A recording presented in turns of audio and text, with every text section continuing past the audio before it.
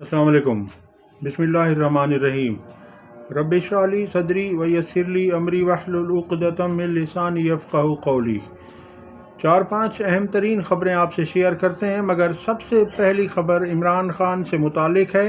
عمران خان نے 9 مئی کے 8 مقدمات میں ضمانت کے لیے لاہور ہائی کورٹ سے رجوع کر لیا۔ عمران خان چیئرمین تحریک انصاف نے جناح ہاؤس حملہ کیس سمیت دیگر مقدمات میں درخواست ضمانت الگ الگ دائر کر دی۔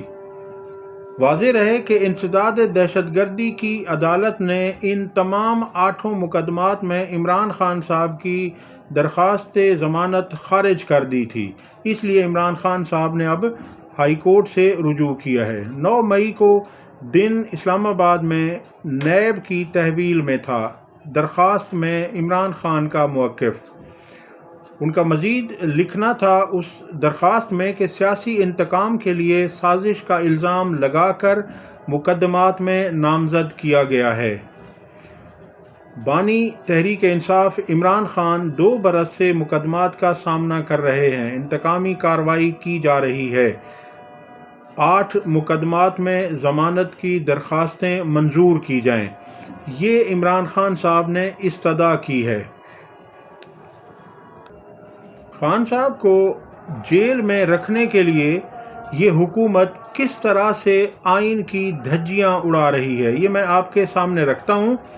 دیکھیے، جو سال 2018 میں توشہ خانہ رولز تھے، ان کے تحت یہ تھا کہ تحفہ نہیں بلکہ رسید جمع کرانی ہے، یعنی کہ جو 2018 کے توشہ خانہ کے رولز تھے، ان کا رولز میں یہ لکھا ہوا تھا کہ اگر کوئی شخصیت توشہ خانہ سے تحفہ لیتی ہے تو اس تحفے کی جو رسید ہے وہ توشہ خانہ میں جمع کرانی لازم تھی، اور عمران خان صاحب نے بھی جو تحائف لیے ان کی رسیدیں توشہ خانہ میں جمع کروا دیں، اور عمران خان صاحب نے ڈپٹی ملٹری سیکریٹری کے ذریعے رسید توشہ خانہ میں جمع کروائی۔ اب حکومت نے کیا کیا؟ حکومت نے 2023 میں کابینہ ڈویژن نے آفس میمورنڈم میں ترمیم کر دی، یعنی 2023 میں اس حکومت کی بدنیتی کی وجہ سے انہوں نے یہ ترمیم کی کہ جی اب 2023 میں جو بھی کوئی شخص تحفہ وصول کرے گا تو اسے اس تحفے کو توشہ خانہ میں جمع کروانا ہے، نہ کہ رسید کو۔ یعنی پہلے رسید تھی، عمران خان صاحب نے 2018 کے رولز کے تحت رسید جمع کروائی، اور اب انہوں نے آ کر خاموشی سے 2023 میں اور اس کا اطلاق 2018 سے کر دیا، یعنی جو کچھ پہلے بھی لیا گیا تھا خاص طور سے عمران خان صاحب کو پھنسانے کے لیے، تو اس طرح سے انہوں نے یہ بدنیتی کی ہے۔ تو پھر انہوں نے کہا کہ اب رسید کی جگہ تحفہ جمع نہ کرانے پر کارروائی کا لکھا گیا، کیونکہ عمران خان صاحب نے اس رول کے تحت صرف رسید جمع کروائی، انہوں نے 2023 میں 5 سال بعد جا کر ان رولز میں تبدیلی کی، اور پھر اب یہ کہہ رہے ہیں کہ اس لیے چونکہ عمران خان صاحب نے تحفے کے بجائے صرف رسید جمع کروائی تو یہ کارروائی اس لیے عمران خان صاحب پر توشہ خانہ کی جا رہی ہے۔ ان کی کوشش یہ ہے کہ خان صاحب کو باہر نہ نکلنے دیا جائے، کیونکہ اگر خان صاحب باہر نکل آئے تو ان کی حکومت گئی، اور ان کی حکومت گئی تو انہوں نے جو کچھ کیا ہے اس ملک کے ساتھ، پھر ان پر جو انہوں نے کرپشن کر رکھی ہے یا جو پہلے کیسز کیے تھے، تو انہیں خوف ہے کہ ان کیسز کو دوبارہ کھول دیا جائے گا۔ یہی خوف انہیں کھائے جا رہا ہے، اور اسی خوف کی وجہ سے یہ خان صاحب کو جیل سے باہر نہیں آنے دے رہے۔ تو 2023 میں جو جاری کیا گیا آفس میمورنڈم ہے وہ 2018 سے نافذ نہیں ہو سکتا۔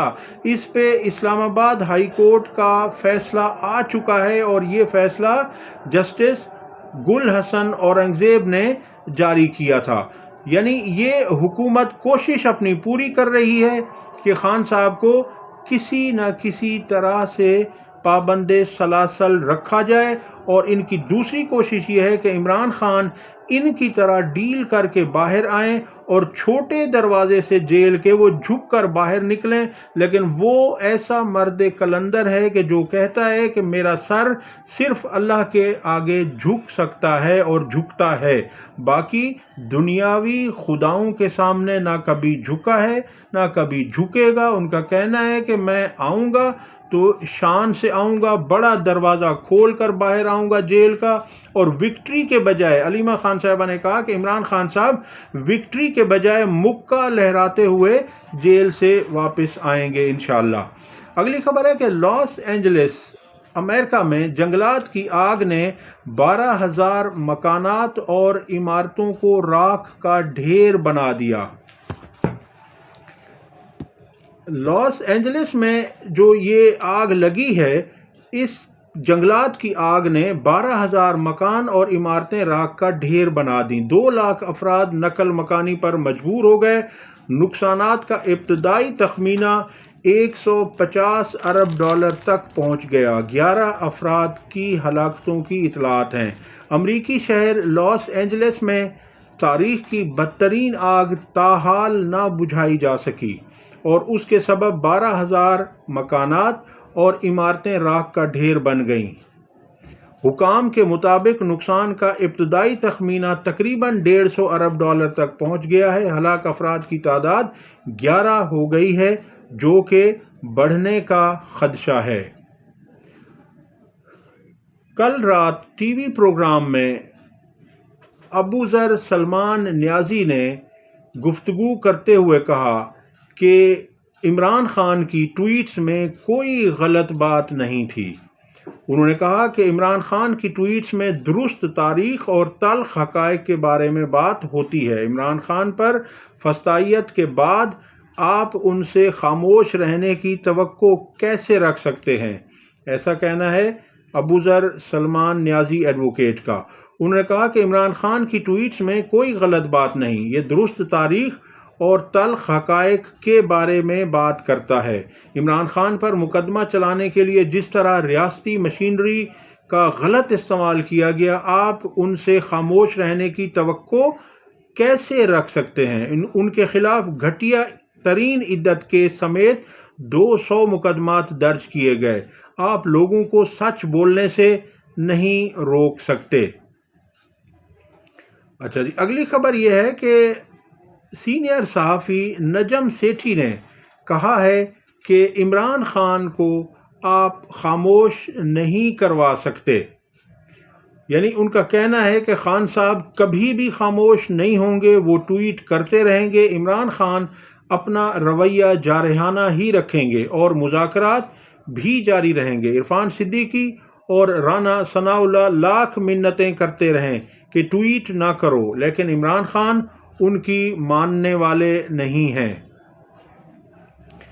فیصل فرید چودھری کہتے ہیں کہ مریم نواز اگر کھانا اور ہیٹر بند کر سکتی ہیں تو ملاقات بھی وہی بند کر سکتی ہیں۔ مریم نواز اور خواجہ آصف کا گروپ مسلسل مذاکرات سبوتاژ کرنے کی کوشش کر رہا ہے۔ مطیع اللہ جان نے کہا کہ عمران خان نے حکومت کو پھنسا لیا ہے اور مشکل میں ڈال دیا ہے۔ اب صرف ایک ہی مطالبہ رہ گیا ہے، اگر یہ نہ مانا گیا تو یہ تحریک کی شکل اختیار کر سکتا ہے۔ حکومت پر دنیا بھر اور سوشل میڈیا پر بہت سوالات اٹھیں گے۔ واضح ہے کہ عمران خان صاحب نے پہلے 2 مطالبات کیے تھے۔ پہلا مطالبہ یہ رکھا تھا کہ ہمارے تمام انڈر ٹرائل قیدیوں کو رہا کیا جائے، اور دوسرا مطالبہ جو تھا 9 مئی کی اور 26 نومبر کی جوڈیشل انکوائری۔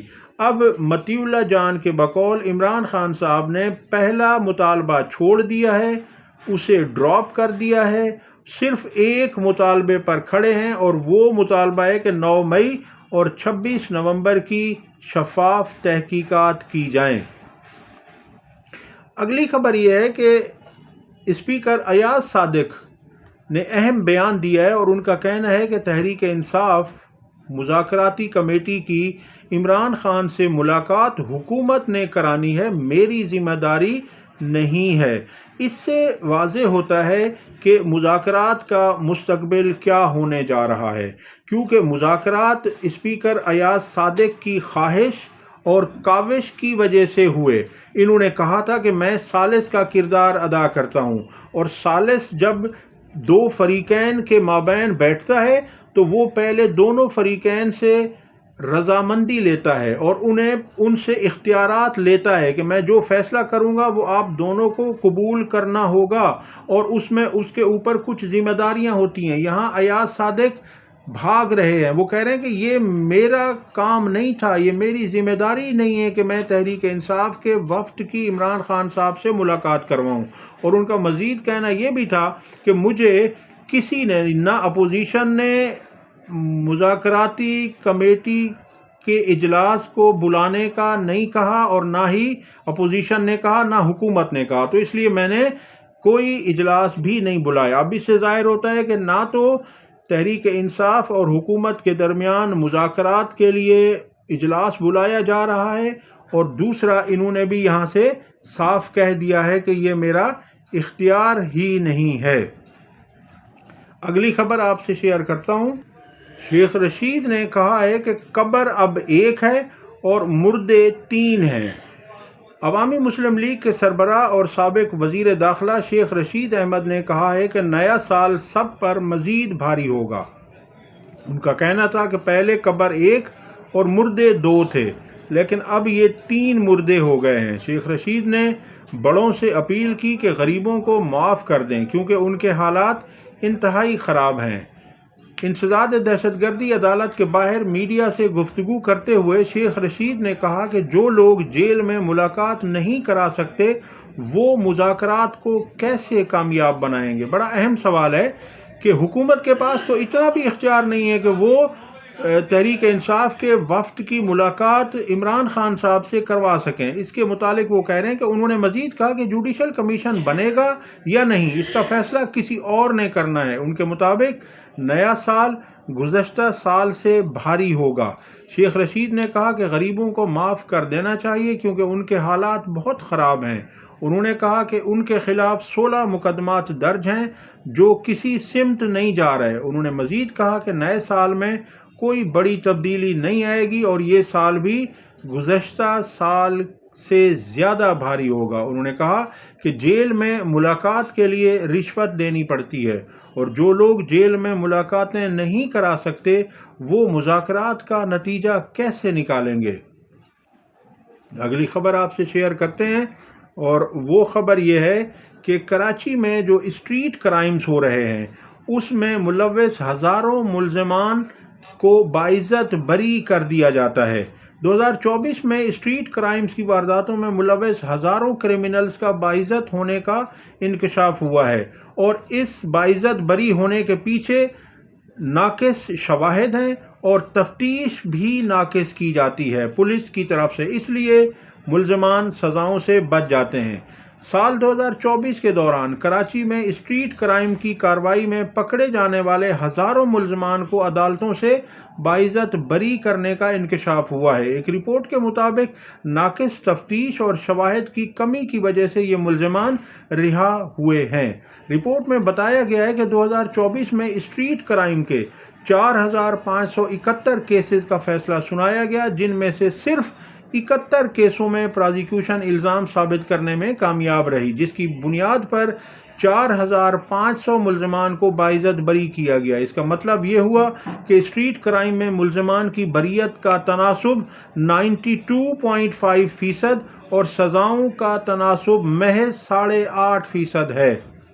ضلع جنوبی کی عدالتوں نے 527 کیسوں کا فیصلہ سنایا، جس میں سے صرف 14 ملزمان کو سزائیں دی گئیں جبکہ 513 ملزمان باعزت بری ہوئے۔ اسی طرح ضلع شرقی کی عدالتوں نے 1609 کیسز کا فیصلہ سنایا، جس میں سے صرف 37 ملزمان کو سزائیں ہوئیں۔ ضلع غربی کی عدالتوں نے 318 کیسز میں سے 5 ملزمان کو سزا دی جبکہ 313 کو رہا کیا۔ ضلع وسطی کی عدالتوں نے 717 کیسز کا فیصلہ سنایا، جس میں صرف 7 کیسز میں سزائیں ہوئیں اور باقی 700 ملزمان رہا ہوئے۔